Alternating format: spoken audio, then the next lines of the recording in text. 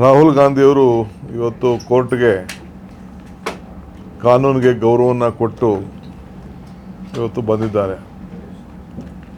BJPಯವರು ಏನು ಯತ್ನಾಳ್ ಸ್ಟೇಟ್ಮೆಂಟು 2,500 ಕೋಟಿ chief minister post ಏನಿದೆ ಅಂತ ಹೇಳಿದರು. ಜೊತೆ ಕೆಲವು ಮಾಧ್ಯಮದಲ್ಲಿ ರೇಟ್ ಕಾರ್ಡ್ ಹಾಕಿದರು. ಆ ರೇಟ್ ಕಾರ್ಡ್ನ ನಾವು ವಾಪಸ್ಸು ರೀಪ್ರೊಡ್ಯೂಸ್ ಮಾಡಿ ಅಡ್ವರ್ಟೈಸ್ಮೆಂಟ್ ಕೊಟ್ಟಿದ್ದು. ಅದು ಸರಿಯೋ ಸರಿ ಇಲ್ಲೋ ಅಂತೇಳಿ ನಾವೆಲ್ಲ ಕೇಸ್ ಹಾಕಿದ್ದಾರೆ. ಆದರೆ ಸುಮ್ಮನೆ ಬೇಕು ಅಂತ ರಾಹುಲ್ ಗಾಂಧಿಯವ್ರನ್ನ ಡ್ರ್ಯಾಗ್ ಮಾಡಿದ್ದಾರೆ. ರಾಹುಲ್ ಗಾಂಧಿ ಯಾವುದಕ್ಕೂ ಪಾರ್ಟಿನೂ ಅಲ್ಲ. ಅವರು ಈ ವಿಚಾರನ ಅಡ್ವರ್ಟೈಸ್ಮೆಂಟ್ಗೆ ಸೈನು ಹಾಕಿರಲಿಲ್ಲ. ಅವರು ಪಾರ್ಟಿ ಆಫೀಸ್ ಬೇರೆಯೂ ಅಲ್ಲ, ಏನೂ ಇಲ್ಲ. ಬಟ್ ರಾಜಕೀಯಕ್ಕೋಸ್ಕರ ಮಾಡಿದ್ದಾರೆ.